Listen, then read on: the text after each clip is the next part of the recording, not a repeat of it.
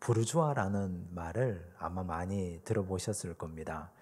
문자 그대로 사전적 의미로 부르주아는 성안 사람들입니다. 성 안에 사는 사람들이 있다면 성 밖 사람들도 있을 텐데 성 안과 성 밖을 나누는 기준이 무엇이겠습니까? 어떤 이는 성 안에 살고 어떤 이는 성 밖에 살 수밖에 없는데 그 기준이 경제력입니다.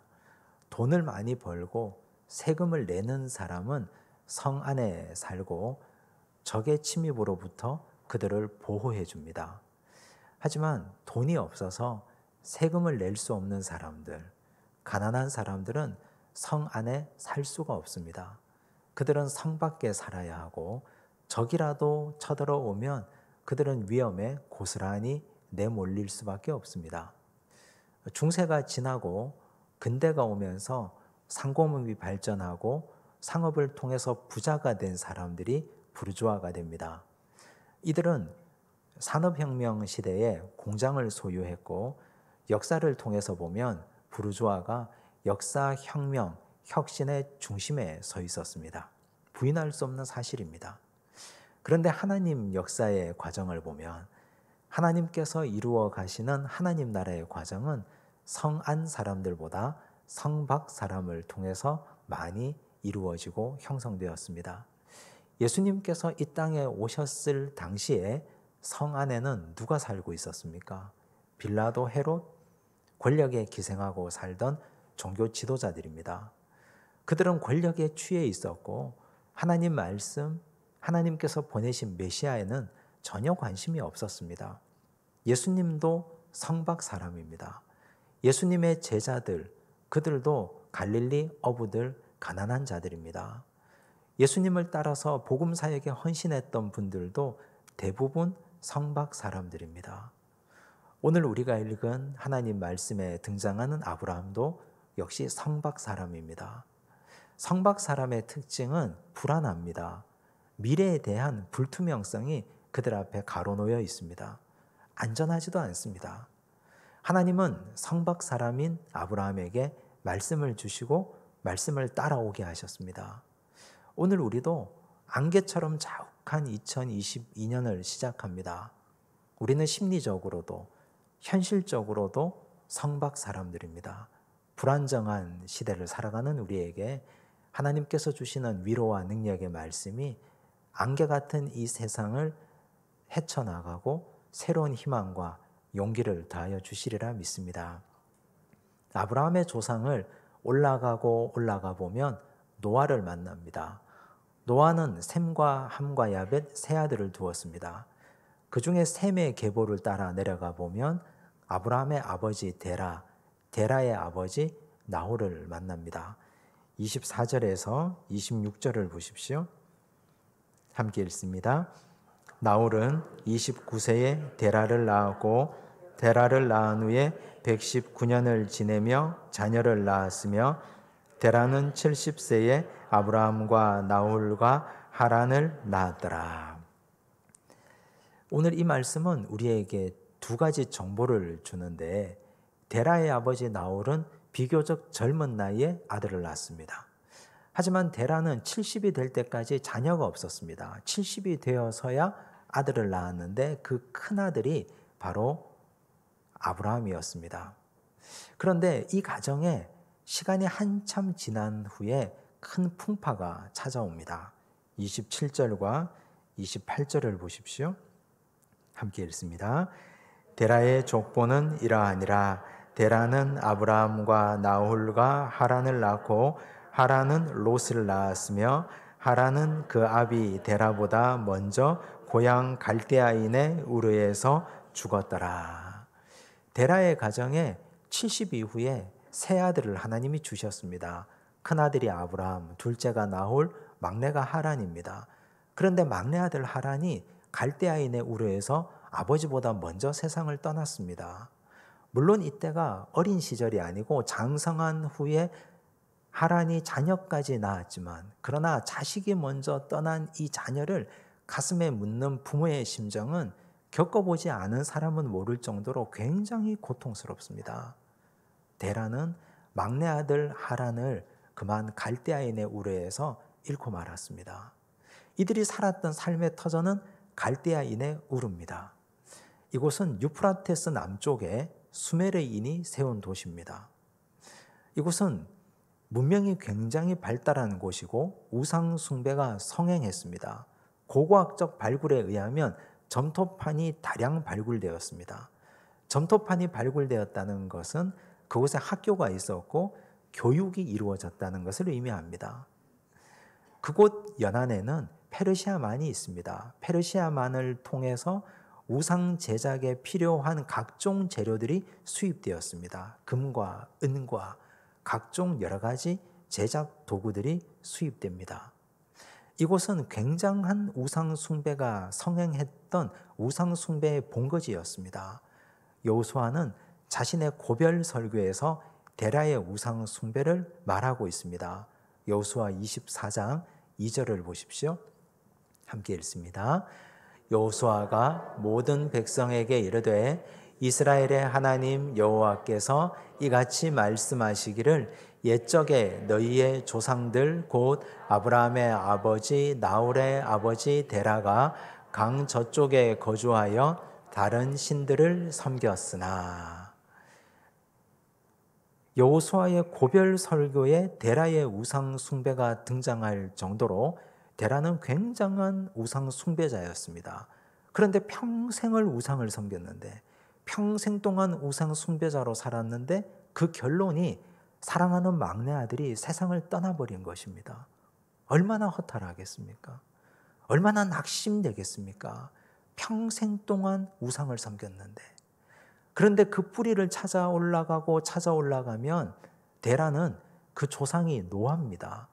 노아의 조상은 셋과 에노스입니다. 예배 공동체 아닙니까? 가인의 후손이 아닙니다. 예배 공동체의 후손들이 어떻게 해서 갈대아인의 우르까지 떠내려갔고 그곳에서 우상 숭배자가 되었는지는 알 수 없으나 그들은 열심히 우상을 섬긴 그 결과가 가정의 비극이었고 아들의 죽음이라는 파국을 맞이합니다. 여기서 그는 각성하게 됩니다. 내가 평생 동안 우상을 섬겼는데 결과가 이것이라니. 하나님을 떠나서, 내 조상들의 하나님을 떠나서 내가 이곳까지 와서 열심히 우상을 제작하고 우상을 섬기고 충성을 다했는데 결과가 아들의 죽음이라니. 나는 왜 여기서 이 짓을 하고 있을까? 각성한 이후에 그는 길을 떠납니다. 함께 떠난 사람들을 성경은 이렇게 소개합니다.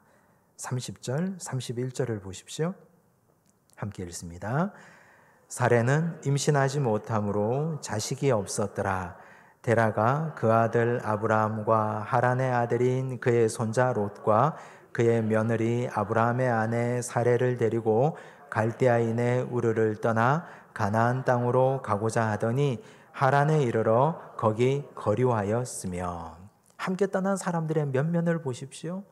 데라의 아들은 셋이었습니다. 큰아들 아브라함, 둘째 나홀, 막내 하란입니다. 하란은 그곳에서 세상을 떠났습니다. 데라가 떠났고 아브라함과 사레가 떠났고 롯이 떠났습니다. 둘째 아들 나홀은 함께 떠나는 대열에 동참하지 않습니다. 이것이 무엇을 의미합니까?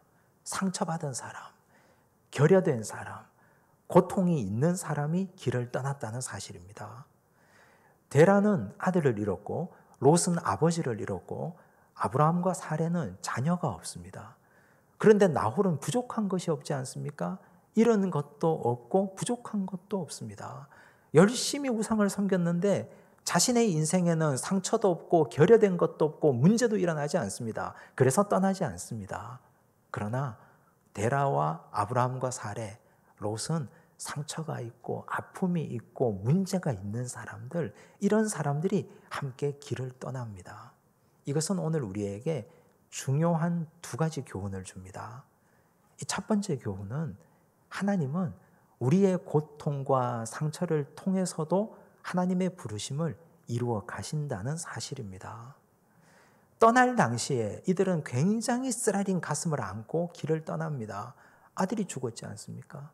아버지가 세상을 떠났습니다. 남들은 다 있는 자녀가 없습니다. 지금까지 우리가 열심히 우상을 섬겼는데 우상 섬긴 결과가 이것이라면 우리는 더 이상 여기에 미련을 둘 필요가 없다고 생각하고 떠났습니다.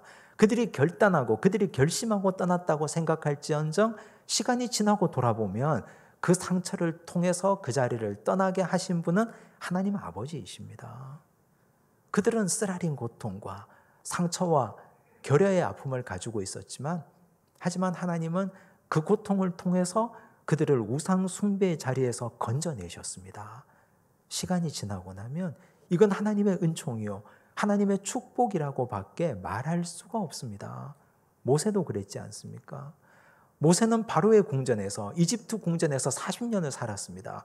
그곳은 죄악이 관영한 곳이었습니다. 그는 거룩한 분노로 히브리 동족을 괴롭히는 이집트 관리를 죽였습니다.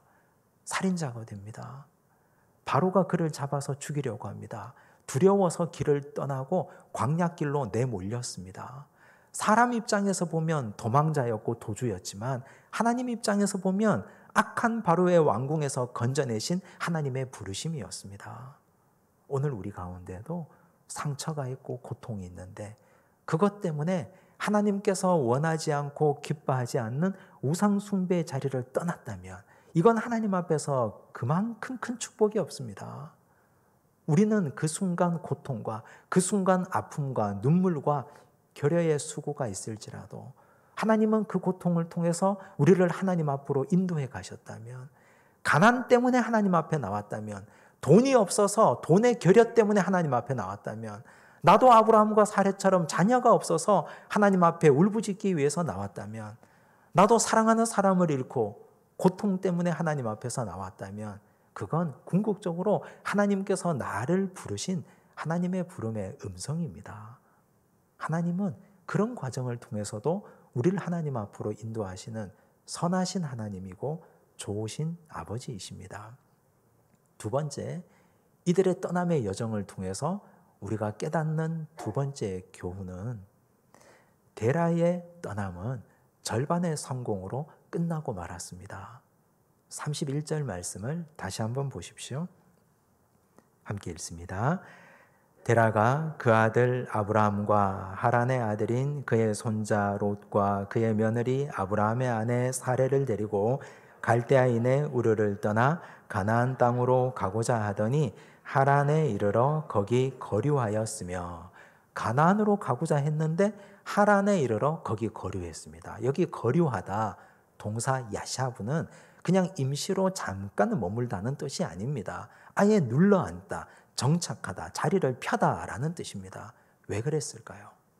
하나님이 그들을 떠나게 하시고 고통과 상처 때문에 우상 숭배의 땅을 떠나서 하나님이 원하시는 가나안 땅으로 인도해 드리기를 원하시는데 그들은 왜 가나안 땅으로 가다가 하란에 머물고 말았을까요? 하란이라는 이름이 우연인지 필연인지 모르지만 죽은 아들 하란의 이름과 똑같지 않습니까? 두 가지 가능성이 있습니다. 원래 그 지명 이름이 하란이었든지, 아니면 성경에 나오는 여러 사람들이 그랬던 것처럼 그 지명과 전혀 상관없이 데라가 그 지명을 죽은 아들의 이름을 따서 하란이라고 불렀든지, 두 가지 가능성 전부 다 아직까지 데라는 아들의 상처에 발목 잡혀 있는 것입니다. 길을 떠나다가 아들의 이름과 똑같은 지명 하란을 만났습니다. 죽은 아들이 생각납니다. 이제 우리가 아들을 기념하며 이곳에 여장을 풀고 이곳에 정착하고 여기 뿌리 내리고 여기서 이제 우리가 그 다음 인생을 결정하자. 하나님께서 그들을 가나안 땅으로 인도해 드리시기를 원하시고 그들의 최종 목적지는 가나안이었는데 그들은 가나안으로 가다가 그냥 하란 땅에 자리를 잡고 말았습니다. 두 번째 가능성이라면 그 땅이 원래 하란이 아니었는데 죽은 아들의 이름을 따서 하란이라고 지었다면 여전히 똑같이 데라는 아들의 상처에서 헤어나오지 못하고 있는 것입니다. 이와 같이 과거의 상처에 발목 잡혀서 믿음의 여정을 한 발짝도 나가지 못하는 사람들이 굉장히 많습니다. 작년에 우리가 받았던 상처가 올해 믿음 생활에 시작하는 일에 걸림대로 되는 일이 왜 없겠습니까? 누구 때문에 나는 신앙생활 하기가 힘든데 그 사람 때문에 내 인생의 믿음의 여정이 걸림돌이 되고 그것 때문에 내가 하나님 앞에 나아가는 것이 문제가 되는 사람이 우리 중에 왜 없겠습니까? 그런데 그건 어리석은 일입니다. 지나간 일이 내 믿음의 여정에 가나안 땅의 삶을 방해하지 않기를 바랍니다. 많은 사람들은 내 속에 있는 상처에 발목 잡혀서 가나안까지 나가지 못하고 하란에 머물러 버립니다. 그래서 그에게 얻는 것이 무엇이 있습니까? 이미 그 아들은 세상을 떠났고, 그런데 나는 그 아들 때문에 하나님께서 원하는 자리까지 믿음의 성장을 한 뼘도 이루지 못하고 있다면 그건 자신에게 영적으로 손해가 될 뿐입니다. 세상의 많은 타종교들은 인간의 상처에서부터 출발합니다. 그런데 결론은 궁극적 진리의 목적지인 가나안 땅에 도착하지 못하고 하란에 멈추고 맙니다. 공자를 보십시오. 공자는 70세 노인과 16살의 무당 어머니 사이에서 태어났습니다. 누가 보더라도 비정상적인 관계 아닙니까? 그 사이에서 태어나자마자 아버지는 3살 때 세상을 떠납니다. 어머니는 공자의 나이 24살에 세상을 떠납니다. 공자가 그 아버지와 어머니 사이에서 무엇을 배웠겠습니까? 너무 이른 나이에 아버지는 세상을 떠났고 어머니에게서 배운 것은 국하는 것, 점치는 것, 죽은 자와 접신하는 것, 그것밖에 배운 것이 없습니다. 공자는 어머니가 세상을 떠난 이후에 장례 대행업을 하면서 호구지책으로 연명합니다. 그 과정에서 그는 인생 무상을 깨닫고 사람 관계에서 자기 나름대로 깨닫는 것이 있었습니다. 제자들을 모으고 학파를 형성하고 유학과 유교를 만들었습니다. 하지만 그건 사람의 상처에서부터 출발한 여정이었기 때문에 가나안까지 도달할 수가 없습니다. 하란에 멈추고 맙니다. 그 상처가 결국 그의 발목을 잡아서 하란에 머물고 마는 것입니다. 여러분, 오늘 우리는 어떻습니까? 작년에 일어났던 일이 올해에 우리의 믿음의 여정을 방해하지 않기를 바랍니다. 지난날 우리의 아픔과 상처가 우리 신앙 성장을 방해하면 우리는 과감히 떨치고 일어나서 하나님께서 원하시는 믿음의 여정을 향하여 다시 한번 걸어가고 달려가야 합니다. 이것이 아버지께서 원하시는 믿음의 여정입니다. 데라는 그만 하란 땅에 멈추고 말았습니다. 이제 하나님이 보시기에 데라에게는 소망이 없습니다. 그 땅 하란에서 죽은 아들을 부여잡고 여전히 과거에 멈추어 있는 데라, 하나님은 이제 그에게는 소망이 없음을 발견하시고 아브라함을 직접 불러내십니다. 너는 거기에 멈추어 있지 마라. 과거의 상처에 매몰되어 있지 마라. 이제 내가 너에게 다시 부름을 허락하노니 다시 길을 떠나 가나안 땅으로 가라 말씀하십니다. 12장 1절을 보십시오. 함께 읽습니다. 여호와께서 아브라함에게 이르시되 너는 너의 고향과 친척과 아버지의 집을 떠나 내가 네게 보여줄 땅으로 가라. 고향과 친척과 아버지 집을 떠나 내가 너에게 보여줄 땅으로 가라. 이 말씀은 우리가 잘 아는 유명한 말씀 아닙니까? 그런데 이 말씀이 주어진 시점이 중요합니다. 데라가 죽기 전에 이 말씀이 주어졌습니까? 데라가 세상을 떠난 후에 이 말씀이 아브라함에게 임했습니까? 11장 32절을 보십시오. 함께 읽습니다. 데라는 나이가 205세가 되어 하란에서 죽었더라. 11장을 데라의 죽음으로 마무리 짓고 12장을 시작하기 때문에 우리는 12장을 읽을 때 하나님께서 데라가 죽은 후에 아브라함을 부르신 것이라고 생각하기 쉽습니다. 그렇게 적어 놓았습니다. 하지만 사실은 그렇지 않습니다. 데라의 나이 70에 아브라함이 태어났습니다. 아브라함이 하나님의 부름을 받을 때 나이가 145세, 데라의 나이 145세입니다. 아브라함이 75세의 부름을 받았으니까. 그러므로 그가 205세까지 살았다는 것은 아브라함이 떠나고 난 이후에 하란 땅에 60년을 더 살았다는 결론입니다. 아직까지 데라가 하란 땅에 145세가 되어 살아있을 때 하나님은 아브라함을 불렀습니다. 그러면 성경은 마치 데라가 죽은 후에 아브라함을 부른 것처럼 왜 이렇게 기록해 두었을까요? 성경이 이렇게 기록한 이유는 믿음의 여정은 혈육도 물질도, 우리가 가지고 있는 그 어떤 것도 다 끊고 떠나는 것임을 하나님께서 말씀하고 싶은 겁니다. 그래서 이렇게 기록해 두신 것입니다. 세상에 가장 강하고 가장 질긴 것이 혈육의 정 아닙니까?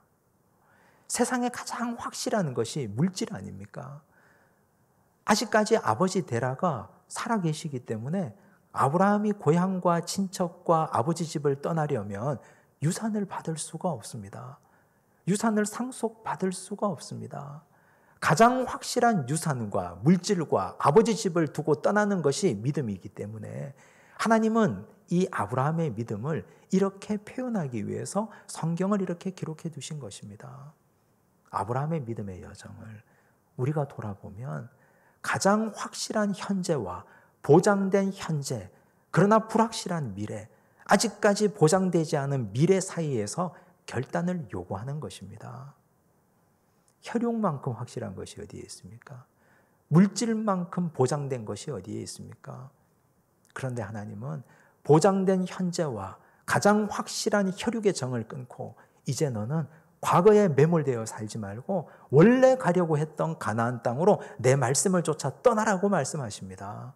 내가 너에게 보여줄 땅으로 가라. 아직까지 보여주지도 않은 땅입니다. 아직까지도 한 번도 본 적이 없습니다. 그런데 이 불확실한 미래를 위해서 보장된 현재의 확실한 지금을 놓고 떠나라고 말씀합니다. 이것이 믿음의 길이요, 하나님께서 요구하시는 믿음의 여정입니다. 이는 예수님께서 제자들을 부르실 때도 똑같이 하신 말씀입니다. 마가복음 1장 16절에서 18절을 보십시오. 함께 읽습니다.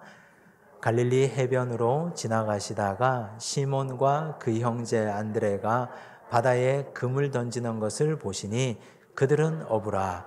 예수께서 이르시되 나를 따라오라. 내가 너희로 사람을 낚는 어부가 되게 하리라 하시니 곧 그물을 버려두고 따르니라. 베드로와 안드레를 우리 예수님께서 부르실 때 사람 낚는 어부가 되게 하겠다 말씀하셨습니다.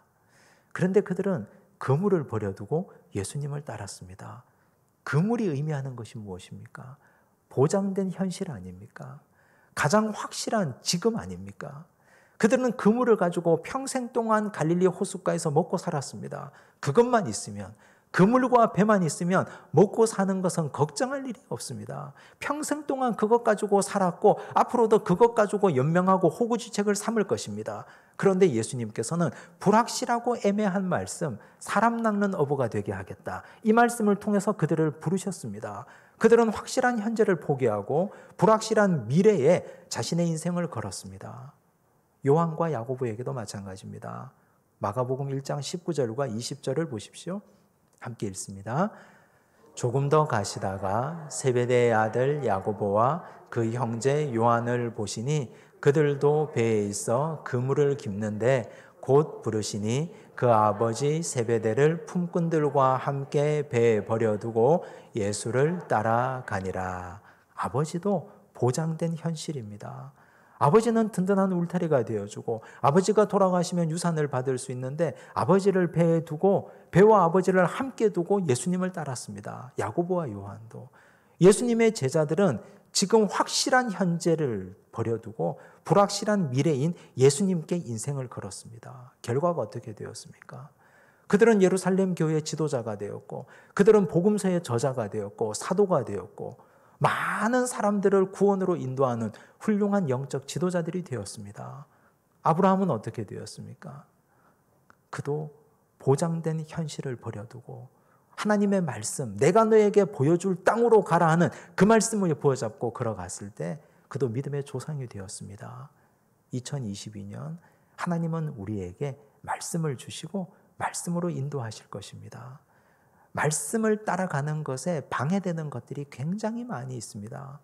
데라가 그랬던 것처럼 과거의 상처가 우리의 발목을 잡기도 하고 보장된 현실, 눈에 보이는 물질이 말씀을 따라가지 못하게 만들 수도 있습니다.